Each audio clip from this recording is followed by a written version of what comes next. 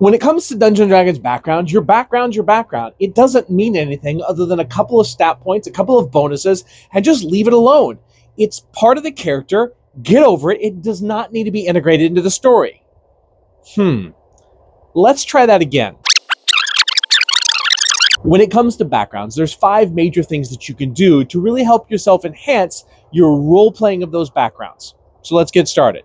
One of the best things you can do when it comes to backgrounds of your character in Dungeons & Dragons is ask the question, therefore. I was a soldier, therefore I think the world is this way. I've seen these things, therefore I am numb to the combats of war.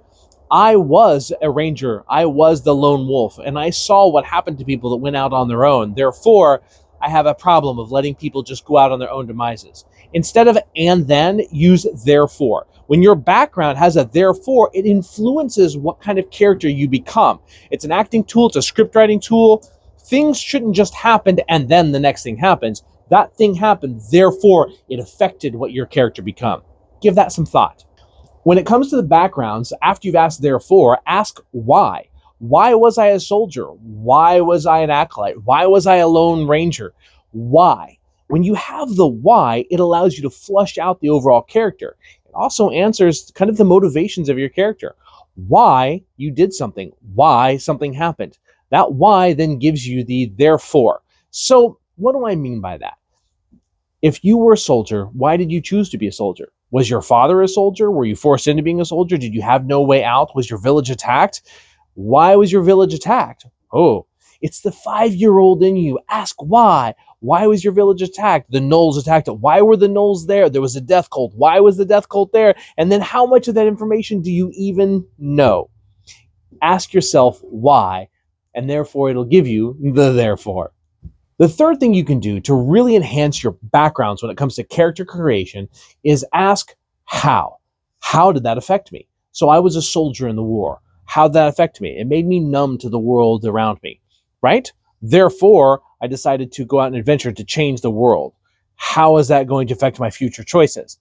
How something affected you is the depth of your story. You know why something happened. How did it change you? How did it make you a better person? How did it make you a worse person? Answering the how is what's going to give you the depth of the character. The why is the thing. The how is what kind of character it made you. When it comes to your background, though, the thing you don't want to do, which is kind of step number 4, don't let it define you. Your background is not the definition of your character. Yes, you were a soldier, therefore you are now immune to that, but it's not defined. Don't be the person that comes up, when I was a child, I was raised by wolves, I was raised by the hairy folk of the forest, and therefore, don't be that character. Don't be that player where every time someone wants to talk, well, when I was a child, it's kind of like our parents that were, walked both hills up way to get to where they wanted to go, right? We don't want to hear the story. Neither's the party, neither's your DM. Bring it up once. Let it be the influential factor so people see where you're coming from. But don't be defined by your background at all costs. That's the last thing in the world you want. Let it influence you? Sure. Talk about it once or twice? Sure. But don't be your background. That gets obnoxious. Just saying. And finally, the last thing to really make your background stick and not to irritate is don't force your background onto others. Yes, talk about it once, talk about it twice, but the story, the fact that you were raised by werewolves in the forest does not need to come up every time you go into town. Maybe it comes up once when you're talking about werewolves or shifters, but other than that, don't bring it up again. It doesn't matter. Yes, we know your father was a king. Yes, we know you were the Archduke to the Lich that ran the kingdom, and now you're on your butt because they stole all of your powers and now you want it back. And that's my motivating factor. Listen, just like you don't want to be defined by it, you don't want to force your background onto others. If someone asks you about your background and you want to talk about it more, that's great. But saying and bringing it up or explaining something to someone and utilizing your background for a little bit of exposition and storytelling is wonderful. Do that, but don't let it be the only thing you talk about. Yes, you put a lot of effort into your background. Yes, you want people to know it. But from a role-playing standpoint, let it be natural. Let it come up when it matters. Otherwise, don't let it define you. Don't bring it up, but let it influence how you play the game. And that's the key to a great background. Your background is talked about. You know your why. You know how it affected you.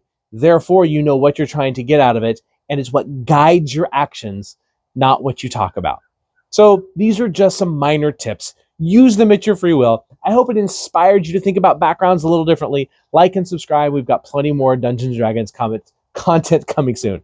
We'll see you next time.